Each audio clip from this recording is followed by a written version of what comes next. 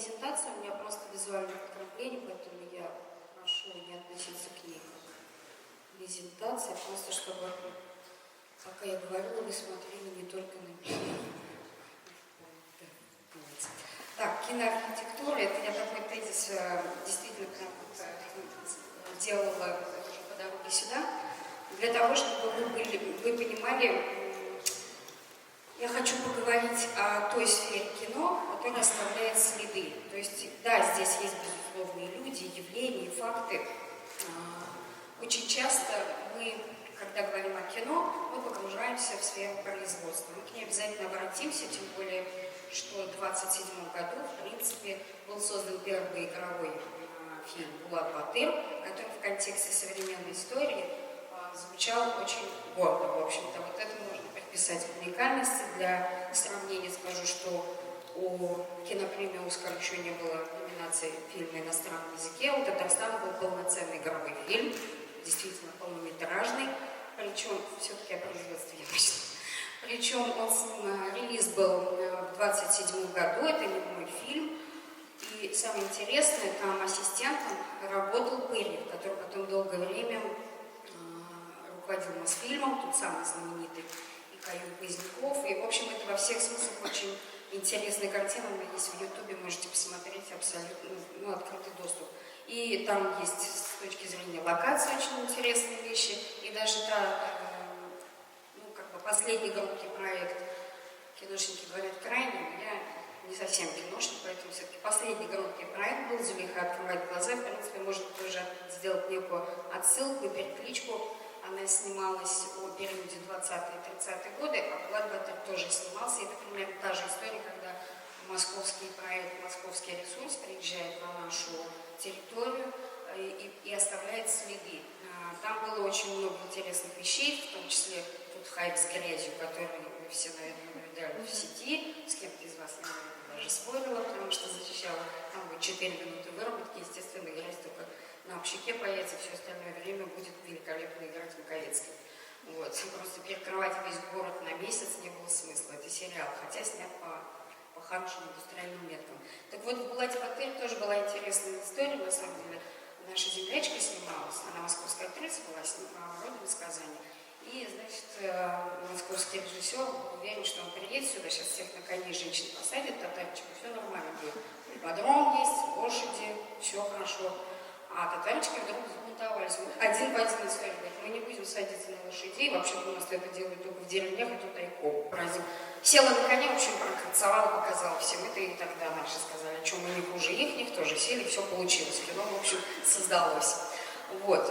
И действительно, это тот продукт, которым мы можем гордиться.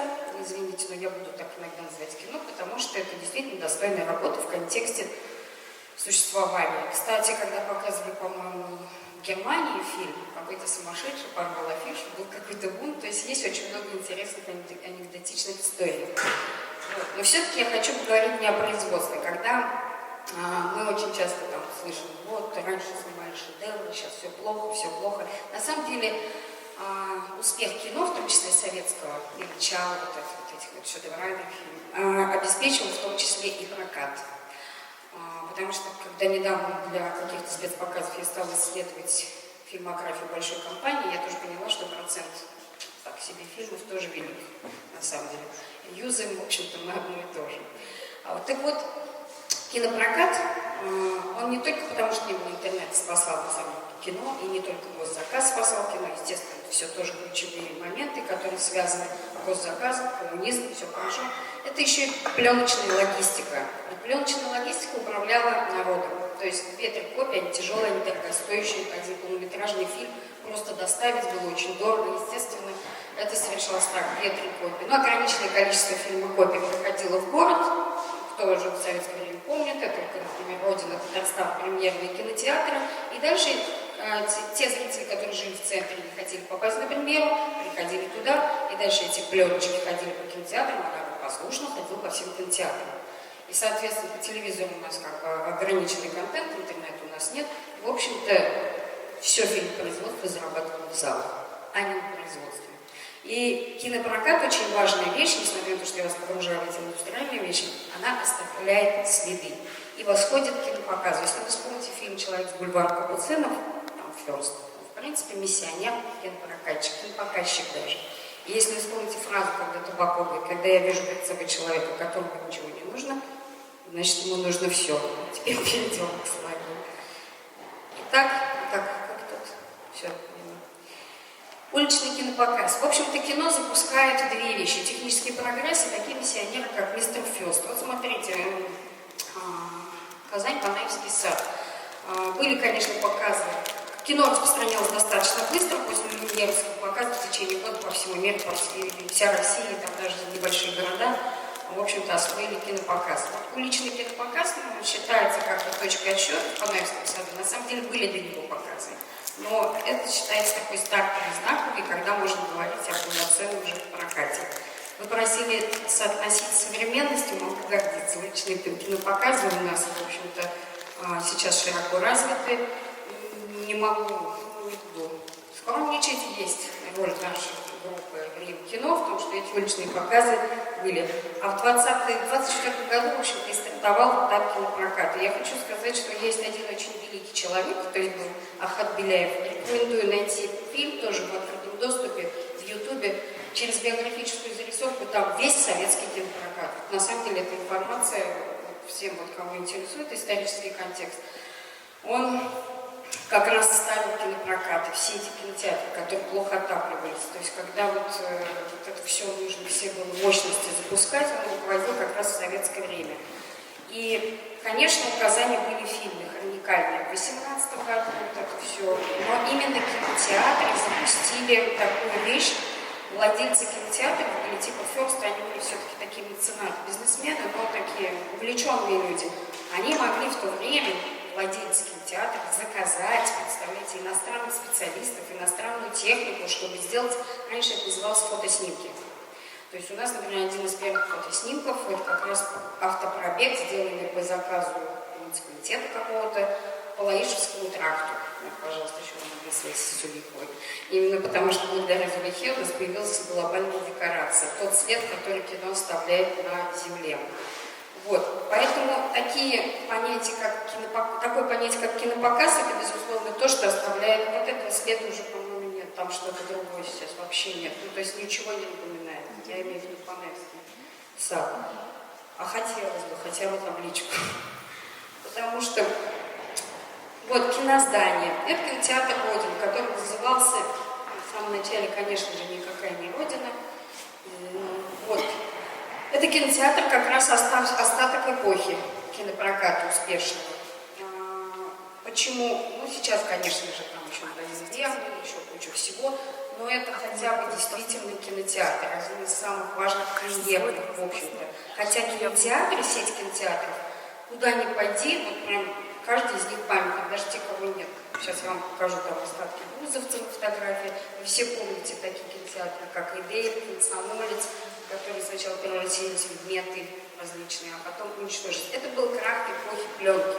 У нас до сих пор, это чушь хватает, у нас до сих пор, по-моему, даже наш советский фотографист от этого краха не оправился. На самом деле технологии поменялись. И сейчас фильм идет во всех кинотеатрах города, заметьте, фильм идет в одно и то же время. То есть, при наличии интернета, телевидения, выбора других контентов, это я к логистике вас возвращаю. Почему тяжело так сейчас в прокате пробиваться и тяжело восстанавливать эти следы. Одновременно во всех кинотеатрах города идет один и тот же фильм. Народ уже не ходит, даже если фильм очень нравится. Вот. И еще здания важные, вот, оставляющие следы, и которые, слава богу, имеют место сейчас быть. Вот кинотеатр «Мир» — это с другой стороны, кстати, с его задней части. Отсюда мы, кстати, впервые стартовали с нашими уличными показами, это сквер Аксенова. Сейчас это залитая площадка, там ниже, там экран надувается. Сейчас не знаю, мы надували экран здесь. Вот, это другой вход с обратной стороны. Кинотеатр «Мир» сохранился. Даже когда мы в нем работали, я пыталась точную дату узнать, там, когда что заложили. Даже в Татаркино что-то я не нашла, вот сведения расходились. Интересно бы это поднять и найти. А первый фильм был, кстати, он и тогда был артхаусом, китайская девушка, что-то такое, в общем, не итальянский, не делили, как все любили в советское время. Ну, то есть не любили, а было популярно. Ну и ДК Ленина, где, в принципе, мы сейчас и базируемся. очень радостно, что вот у нас есть два таких однозальника. Недавно я совершила поход с детьми в мультиплексе, все-таки поняла, что кино надо смотреть в однозальнике. И не потому, что я там работала, их люблю, или это связано с какой-то историей, потому что там действительно отдельный звук, никакого пенопласта и попкорна. И очень важно такие вещи восстанавливать и сохранять. Кстати, тенденция индустриальная та же самая. Мы все ушли в интернет, в сериалы, Netflix, все нам хорошо, но именно Netflix сейчас планирует как-то монополизировать кинотеатрами показ. То есть, как бы там герой Москва слезам не верит, не говорил, что телевидение все заменит, и театр кино убьет. Телевидение умрет раньше, театр сохранится, и кино, я вас уверяю, тоже. Потому что кино это, все равно самое массовое из всех искусств, быстрее всех разлетается. И Люмьера, когда его запускали, конечно, это бизнесмены, прежде всего, хотели сбывать свою техническую новинку. Но, тем не менее, появились ферсты. Вот. Поэтому, это Александровский пассаж, тоже известный так. И вот, по-моему, Гузовец был. Сейчас вот ликвидировали киноцентр «Соловей» в Москве, большая трагедия культурная. Вот Гузовец, в принципе, тоже своим контентом привлекал людей, там очереди были всегда. Ну и, конечно же, удачное местоположение. Это совершенно нетрудно найти. У нас есть очень замечательная женщина Елена Алексеева, историк кино, она преподает в Казгике. У нее есть прекрасная книга, тоже один из источников, к которому я часто обращаюсь. В принципе, там очень много полезных вещей и по 20-му, 30-му и другим годам. У нее две книги, но вот самая ценная, которая мне нравится, она называется, я не буду сейчас врать, там «Кинолет из Татарстана», по-моему, что-то такое. Она есть в интернете даже, тоже в открытом доступе. Просто забиваете кинотеатр такой-то и раскручиваете эту цепочку. Есть воспоминания какого-то горожанина, взрослого уже. Очень ценно, я все ссылки дам, просто сейчас я иначе не остановлюсь. И, в общем, кинопрокат это такая вещь, это кинотеатральная вещь. Сначала, значит, кино зашло в не киношные помещения, конечно, а в театр, летние сады, оккупировало, стало гламурным, был оркестр, естественно, немой кино. Это были действительно, скажем, светские мероприятия, женщины очень красиво одевались, мужчины очень красиво одевались. Может быть, я не знаю, какую-то такую историю с воссозданием, с реконструкцией таких показов имеет смысл сделать. Просто это было бы празднично, потому что архивное кино, во-первых, с правообладанием проще, если это будет тем более не коммерческий, а городской, может быть, сделать какую-то красивую, действительно такую вечеринку, потому что, если что, на двое экран у нас есть в красивом месте, когда действительно все красиво оденутся и придут на уличный показ, такой гламурный. Это как вариант, как предложение. Вот, и кинопроизводство, чуть-чуть я тоже в истории кинопроизводства. Так, в 1924 году у нас стартовал Таткинопрокат, то есть который Госкино был, Таткинопрокат, Татаркино сейчас. Но сейчас система совершенно другая, система мультиплексов это тоже совершенно другая. Поэтому такие здания, такие вот воспоминания, мне кажется, их как-то нужно фиксировать, как-то оставлять в памяти людей, потому что сколько раз я говорила, кто-нибудь есть в зале, кто что-то из того, что я сказала, слышал впервые? Попойте с фактов. Вот потому что мне кажется, что все это в открытом доступе, но всегда находятся люди, которые этого не знали. Итак, у нас, на самом деле, если относиться к производству, после Булата Батыра, в общем-то, особых успехов в игровом кино и не было, надо признать, но сейчас я не буду озвучивать там какую-то общую боль. Дело в том, что мы были сразу сделаны хроникальной базой, документально-хроникальной, очень хорошо работали, очень хорошо обслуживали вот этот формат. Вообще Госкино, вот так оно было распространено, там в союзных республиках были свои киностудии для игрового кино, где прекрасно снимались свои форматы. В других регионах были, как правило, киностудии для документально-хроникального. С документально-хроникального кино, в общем-то, все началось кино, потому что все, что показано в Люмьере, это тоже фиксирование события. Вот. И поэтому, скажем, к игровому кино вообще республика пришла к полноценному, я имею в виду цветной, звуковой фильм, пришла только к нулевым. Поэтому требовать каких-то шагов от республики, которая базировалась, в принципе, все мощности, и все было заточено в пленочную эпоху, совершенно под другой формат, не надо обвинять наших кинематографистов, тем более, когда пленка сменилась на цифру, у нас, в принципе, стагнация произошла в отрасли, она только сейчас выкарабкивается. И, кстати, заметьте, именно сейчас идет бешеная кинофикация и восстановление кинопоказов в ДК. Мне кажется, это тоже такая перекличка времен очень важная.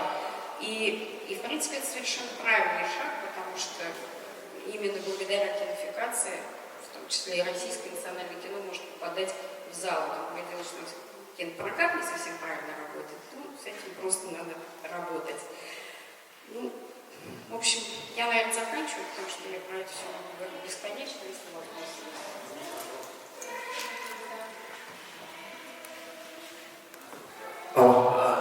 Есть ли какая-либо информация о фильме «Взятие Казани» в 2018 году, который очень связан с столетием республики?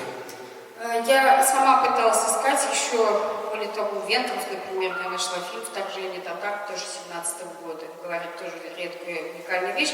Я думаю, что нужно сделать в Госфильмофонд запрос, потому что Госфильмофонд обязан до сих пор все, что снималось, и это все хранится. Просто нужно сделать официальный запрос.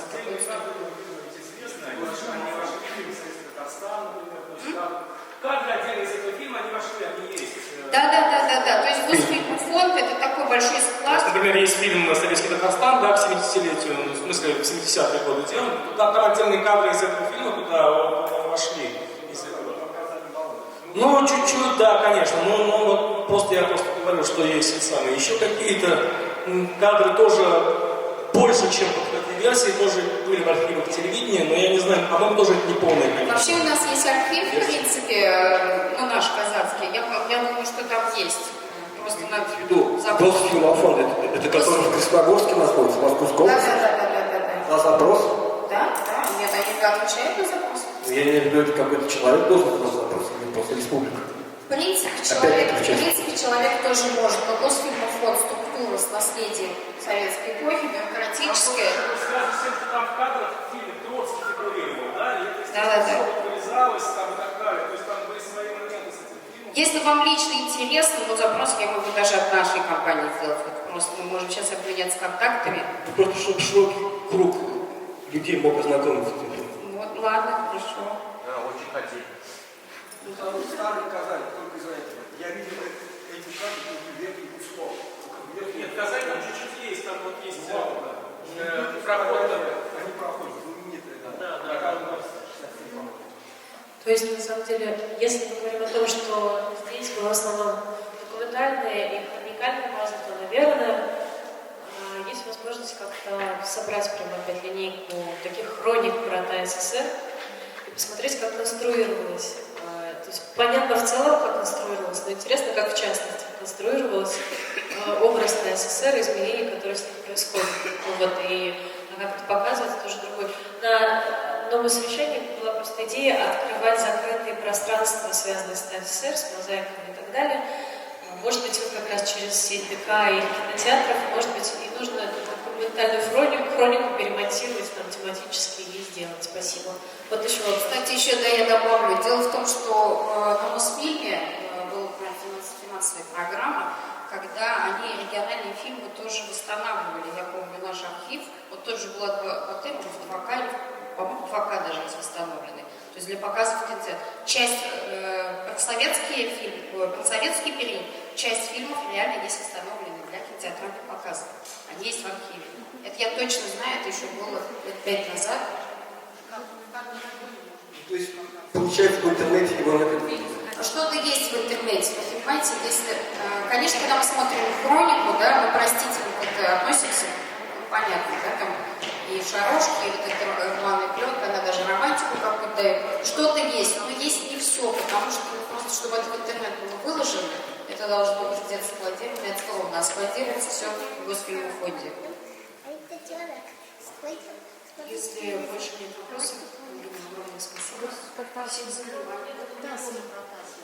Тасма, как казанский бренд, тоже можно сюда включить? Тасма, да, кстати, киностудия. Просто я сегодня не хотела говорить про фильмопроизводство, и то не обошла внимания. Но, в принципе, да. Тем более ее постигла такая печальная участь.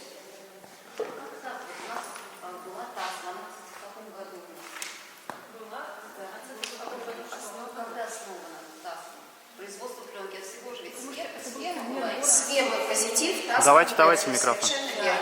И вроде бы как и в Татарстане. Если больше хороший результат, заказан кодек. Не так просто в советское время. Я так понимаю, что расцвет кинематографии именно в Татарстане был где-то в 20-30-х годах. Ну, нет, на самом деле было несколько волн. Во-первых, Казань может абсолютно точно гордиться вот этой сферой кинопроката. То есть вот, если вы найдете фильм «Любовь Айхата Беляева», посмотрите, и там прям прекрасно все рассказывают. По деревням мотоциклисты ездили, показывали людям, и он сам рассказывает, как киномеханик привозил кино, но не мое кино, а там титры. А в деревнях люди даже по-татарски это читать не умеют, и говорить не могут по-русски, а тут читать приходится. Тогда он начинал пересказывать все это, и люди так увлекались, что отворачивались от экрана и на киномеханика это смотрели. То есть вот там прям очень много... И Как называется? «Любовь» Ахата Беляева, посмотрите, он рассказывает, и как восстанавливались кинотеатры как раз этой пары. Поэтому нельзя сказать, что расцвет. У нас был очень стремительный, хороший запуск. Кинопрокат, кинопоказ не проседал ни разу, даже когда все кинотеатры порушились, они рушились по всей стране. У нас все-таки, держась, и у нас еще до сих пор остались два восстановленные раритетные, два однозальника. Поэтому, да, а улица Калашматов на полную катушку, поэтому эти традиции сохранены. А вот то, что касается, если мы берем вот линию производства, то да, действительно, это вот хроника, документалка, она была вот в начале века, потом оно все, в принципе, все держалось в рамках госзаказа, но это вот просто большая система, и машина работала. А вот когда все стало гаснуть, то есть пленка переходила в цифру, вот тут можно назвать, в принципе, упадок, потому что и киностудия осталась без заказов, и кинематографисты были в страшной растерянности. А те попытки, которые были, их даже нельзя ругать, потому что каждый фильм надо воспринимать как некий шаг вперед. И поэтому у нас так получается, что на 6 лет там Биби Нур была, да, который всем нравился, которым можно гордиться, кстати. Другой фильм показывал, что мы можем снимать на другом техническом уровне. Третий фильм еще что-то показал. Поэтому, в принципе, почти каждый большой фильм, он есть такое событие, шаг вперед. Вот. Но, слава богу, сейчас стало появляться очень много экспериментального, молодого кино, и я думаю, что и они пошли в зал, стали зарабатывать, поэтому я думаю, что вот сейчас мы будем как-то выруливать. Можно ремарку? Вы знаете, что еще интересно? Среди семантических брендов слово «тасма» уникально. Оно расшифровывается как татарский светоматериал, а «тасма» по-татарски как «лента». Это столь существенный бренд, и он утерян. Это фантастическая утеря. Я абсолютно согласна, просто кино состоит, смотрите, кинопроизводство, кинопрокат, кинопоказ, кинофикация, и в каждом из них на самом деле можно найти вот эту уникальность. Тасма, это фантастика. Просто да, тасма да, это лента, абсолютно. а татарский светоматериалы. И практически целый институт работал с библиотекой. Где эта библиотека? Конечно, да. И даже вот раньше, как цеха эти все выглядели, ну, пленка когда была, там вот целый фильм проверочный цех, огромные бобины, это все. Кстати, хранилище есть, да, кино, в этих бобинах, и вот это все пленочное, а показу уже не приспособлены многие вещи. Мы когда делали показ пленочный в кинотеатре, должен механик уметь ее заряжать. Такие механики сохранились, я знаю, что у нас есть, и молодые есть. Можно сделать даже что-то такое. Это интересно. Классно. То есть мы даже показывали ванильное небо, и зритель видел вот эти склейки и побольше высоты. Ну, это, конечно, ванильное небо.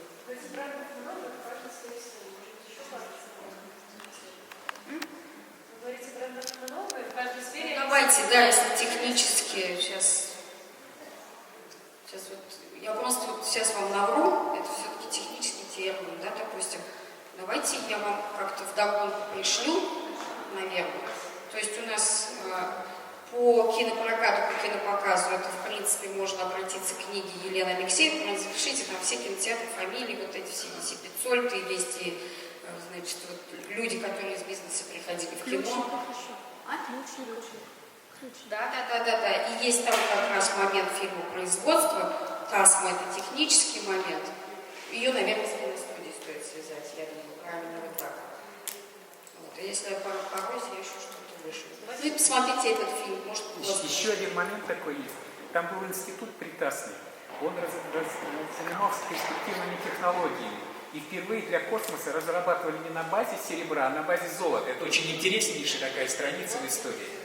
Еще раз, пожалуйста, микрофон. Можете При ТАСМе находился институт, Всесоюзный институт, ну, техническую сторону отражал. И вот там последние разработки делались для космоса. Если все цветоматериалы основываются на чувствительности серебряного материала, то разрабатывались на базе золота. Это очень интересное направление. Однажды слышал эту лекцию. Вот такие вещи были утеряны совсем. Для космоса работали, практически были на передовой вот этой технической. И это все было выброшено.